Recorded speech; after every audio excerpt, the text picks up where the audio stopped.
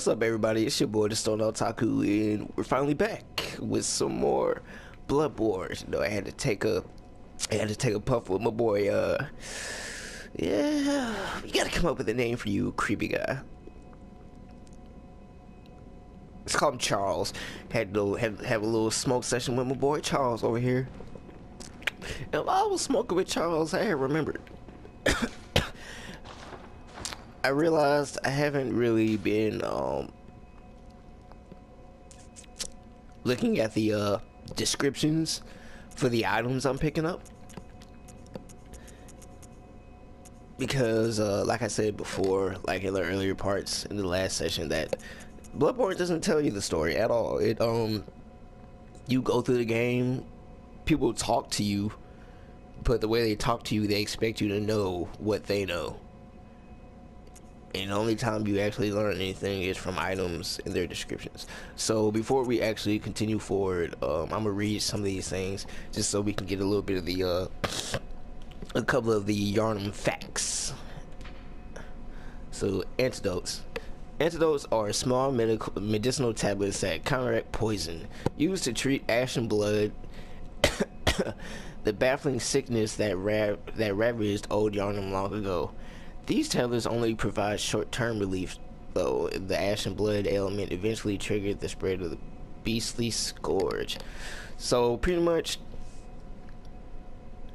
there's another part of town called Old Yharnam, and that's pretty much where the scourge first happened.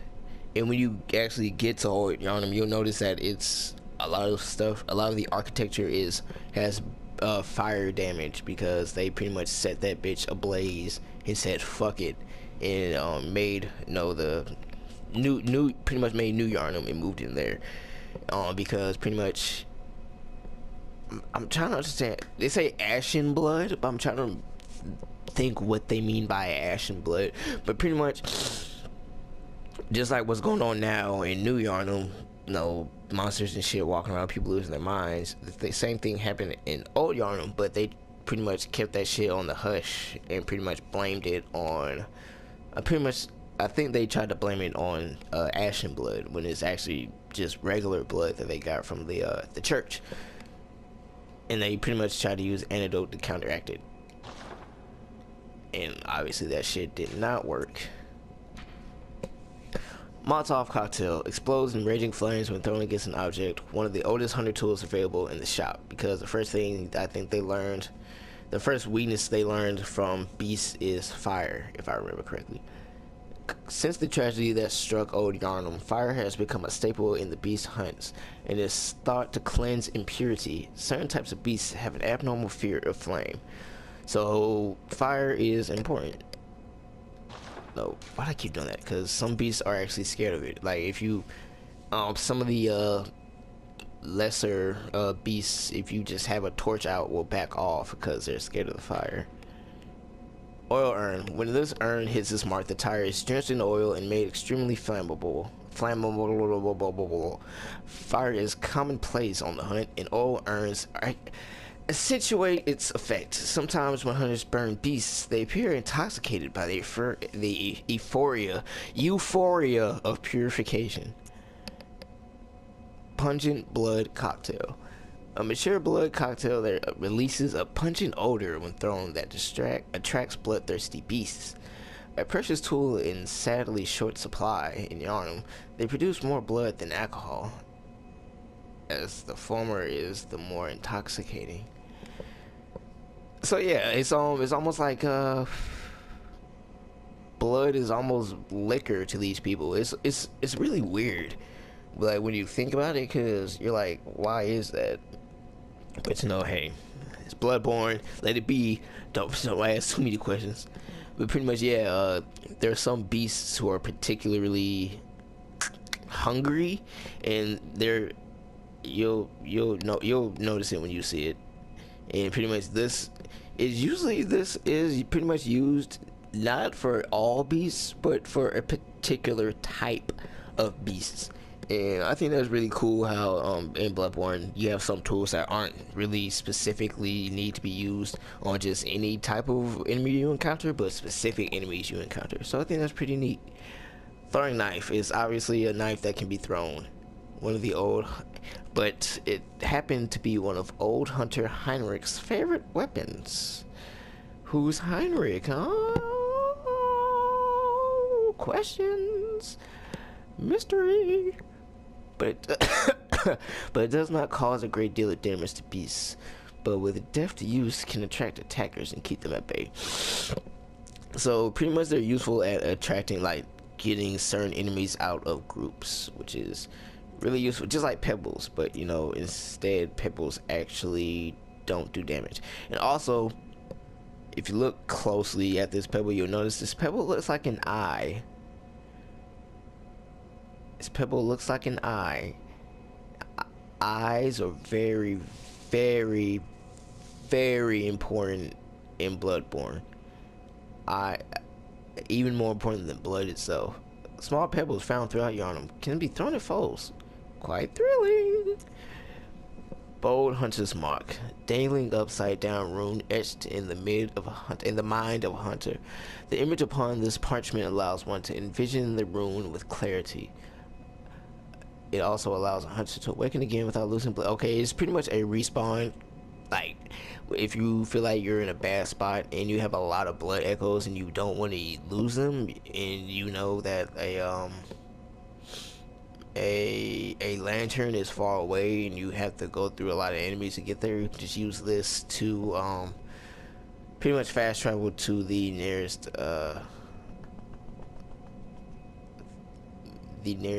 lamp without losing blood echoes. And also a nice little like Easter egg. This rune, that little mark on the paper, the Hunter's Mark, is actually the if you there is a series called Berserk. There is what do they actually call it? I think it's actually called like the Mark of Sacrifice or something in Berserk, but there's like a mark that some characters are marked with in Berserk, and it's pretty much this rune, but it has another part of it on top, which is pretty much a mirror reflection of the bottom part. So pretty much they took the Berserk symbol and cut the top off, because the series creator Miyazaki of the Soul series, Demon Souls, Dark Souls, and Bloodborne, he really likes Berserk. He likes that shit. He's like, he's saying like, yo, I love that shit. Berserk, that's my shit, dog. That's how he is. And there's like references in every single Souls game to Berserk. There's a guts armor, guts sword, some enemies that look like they're from Berserk. No, blah blah blah.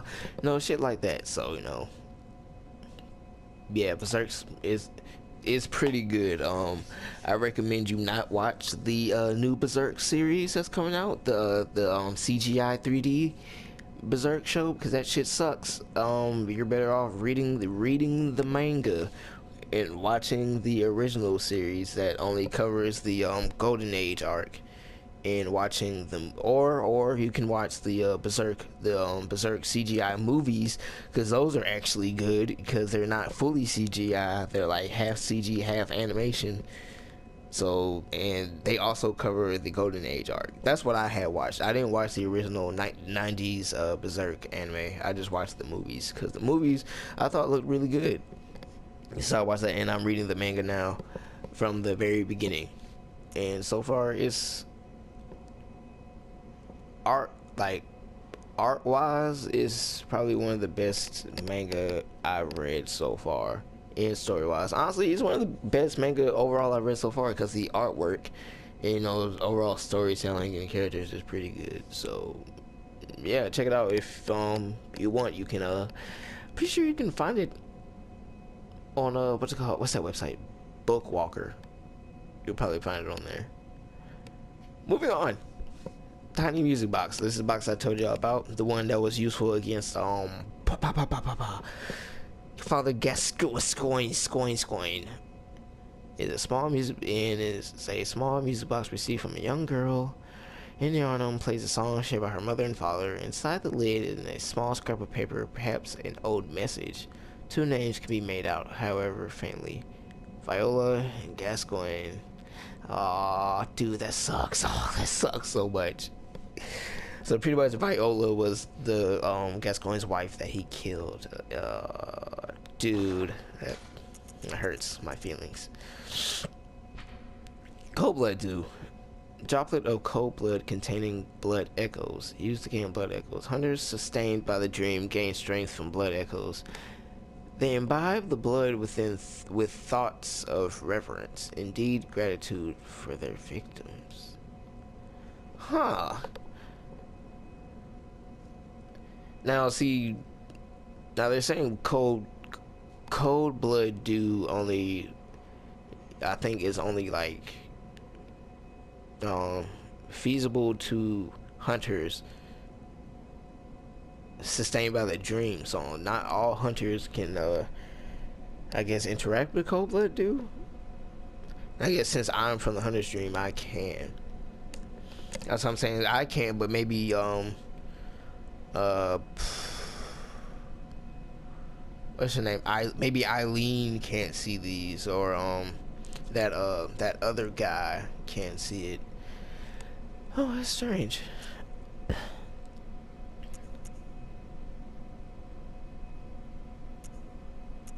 It's kind of like, well, it is souls. And they all the numbers on the side of these cold blood dudes tells you like what's that, the tier or some shit like that, I forget, but it just shows you like how potent they are and how much blood echoes you get from it. A thick droplet of cold blood containing blood echoes used to gain a larger amount of blood echoes, yada yada yada. A strong will produces thick blood. Okay, a strong will produces thick blood, doubtless the product of obsession, opponent's source of human strength.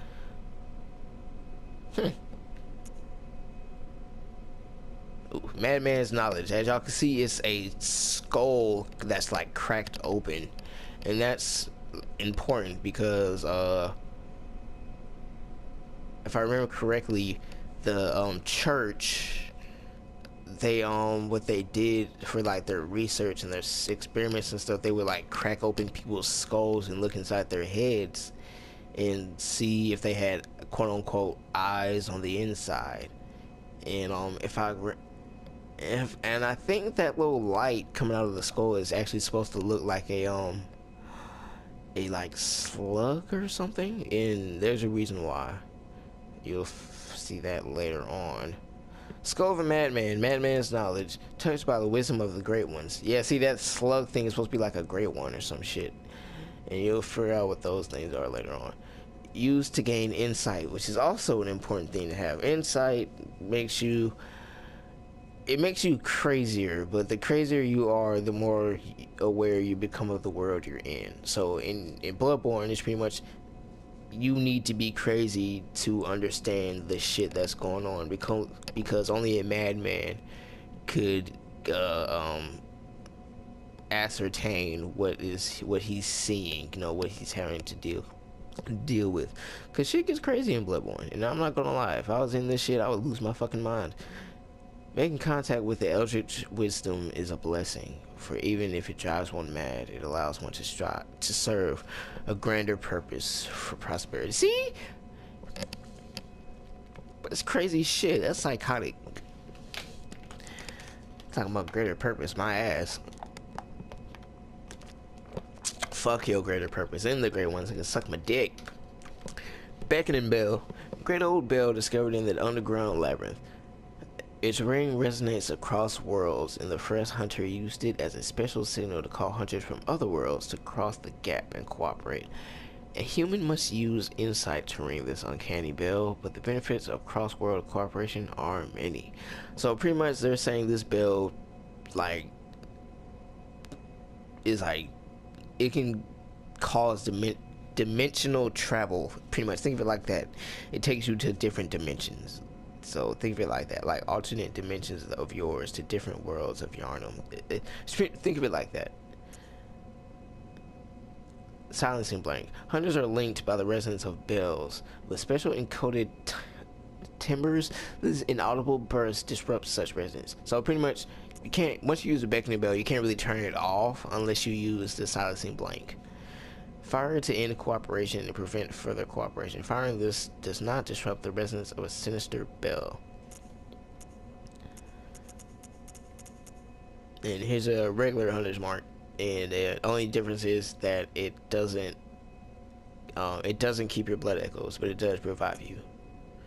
And notebook is pretty much messengers are inhabitants of the dream.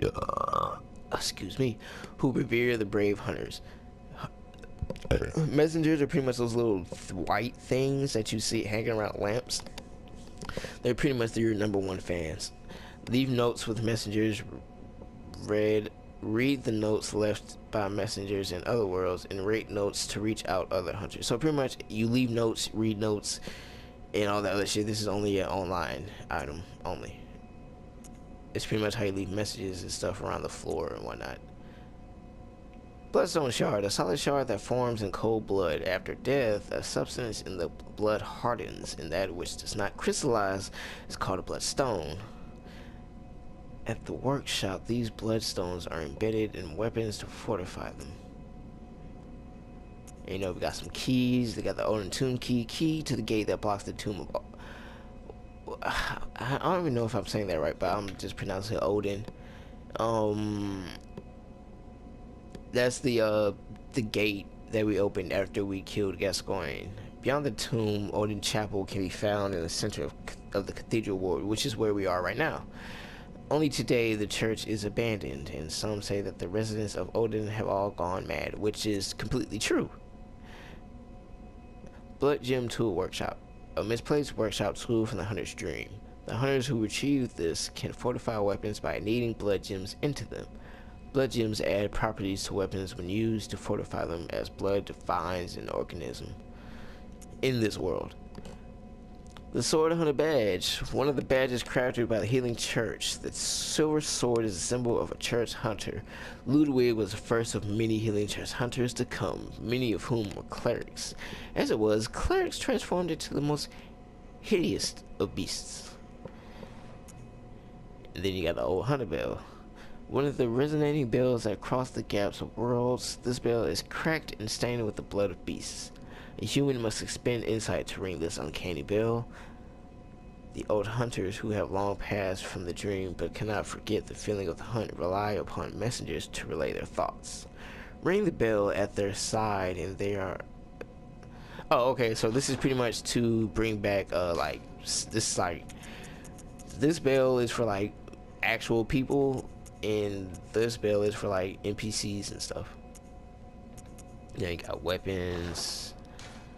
I don't think I really need to read weapons. I think I read those.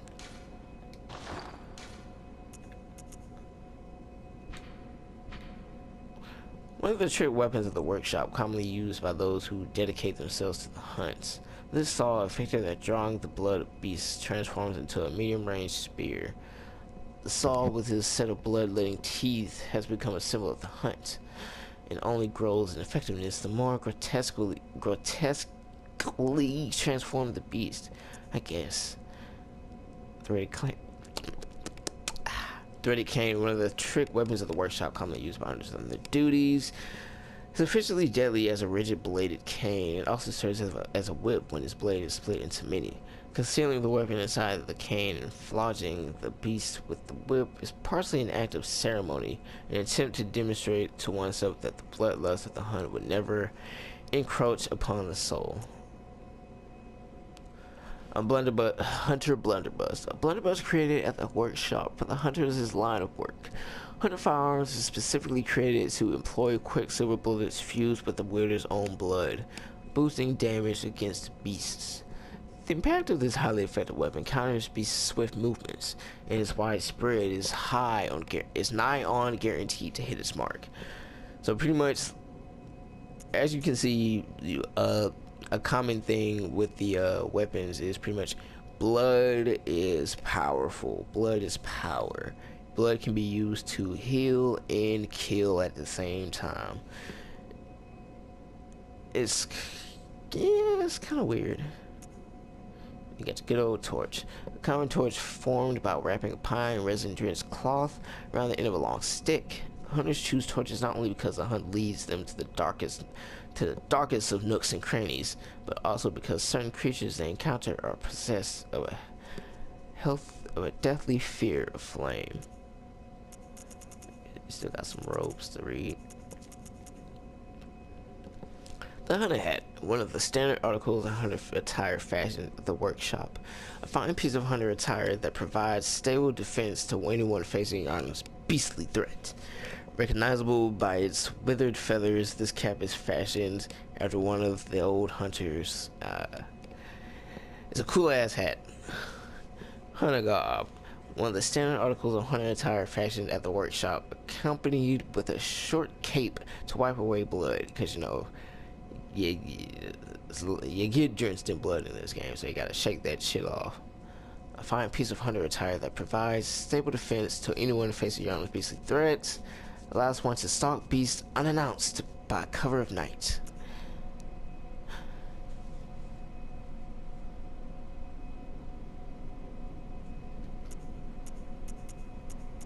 It's all pretty much saying the same thing. Yeah. Black hood worn upon awakening to the nightmare of blood and beasts.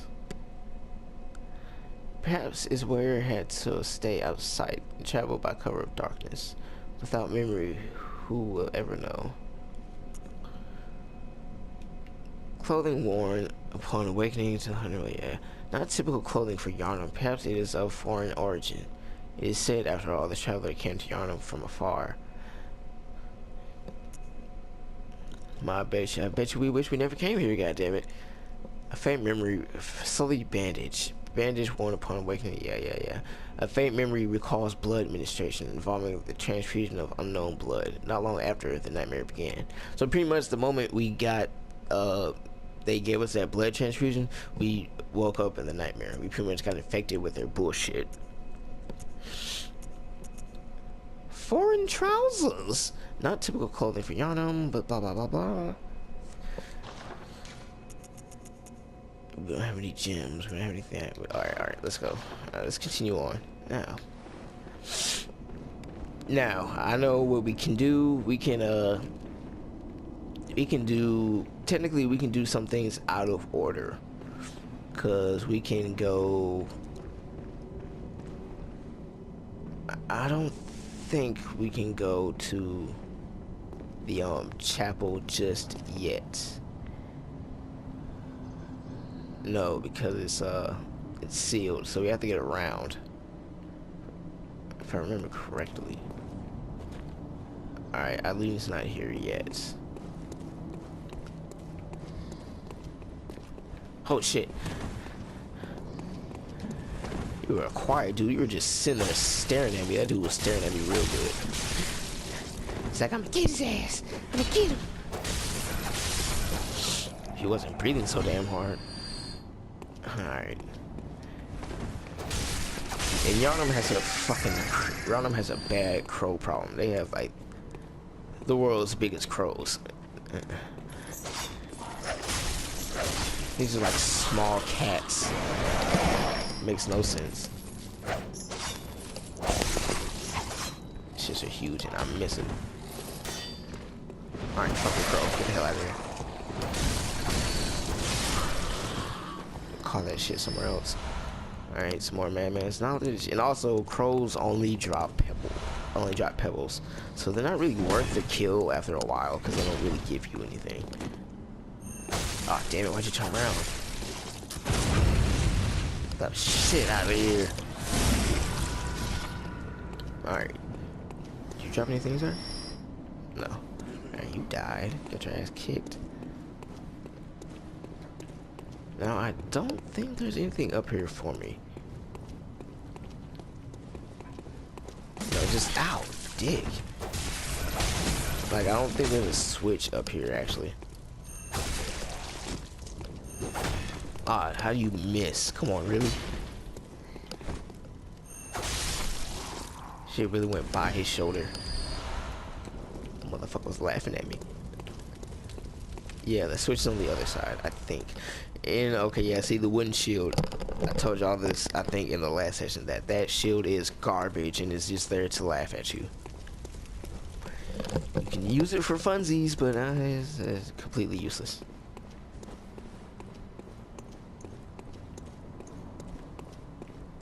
So yeah, there's nothing this way, so we have to go this way. The other to the what is this, to my right? Cause I know I can do some things out of order. I can go, I'm not sure if I can go to the witches just yet, cause I think the gate might be locked.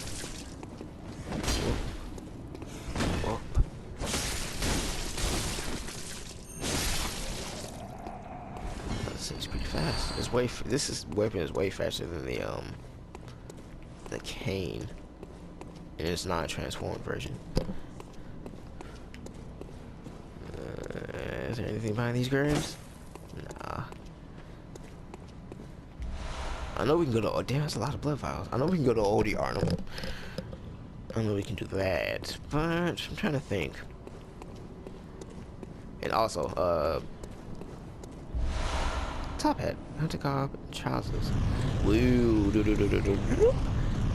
now you will find out what that is later, and it is, oh shit, god damn it, it's fucking cool. That's all I can tell y'all. It's fucking cool. It's one of the coolest things about Bloodborne. Like honestly, Bloodborne, because of the way the gameplay, how they integrate the gameplay into the story is really cool. I like it. I like that. It's one of the few reasons why I like Bloodborne more than I like Dark Souls and shit.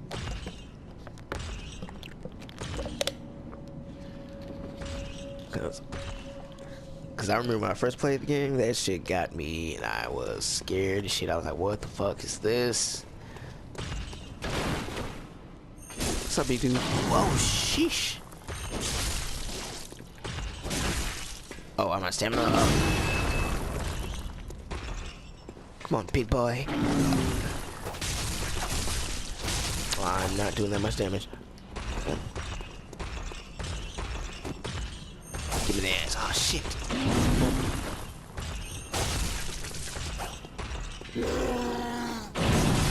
Oh shit, he got me.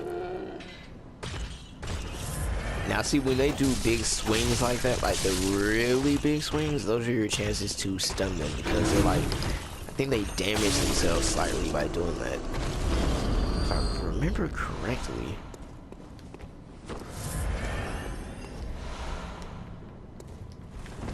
Now this switch closes this door, and the reason you would actually close this door is to keep that big thing from coming this way if you have a problem with them, but I personally don't, as you can see, as I just fucked him in the ass with my cane. And this is another section. I think this takes you to, God, I forget where this actually takes you, but you can technically open this by buying an item, but fuck that. I'm gonna just do it the old-fashioned way and just find my way around. You have a chance to sneak up on this guy, but it is a small one because there is another troll over there that can come. So you need to come through this way quickly, stab him in the back, get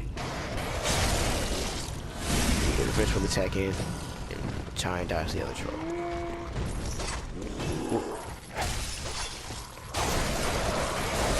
Also watch out for crows, because they can be a problem, because they can hit stun you.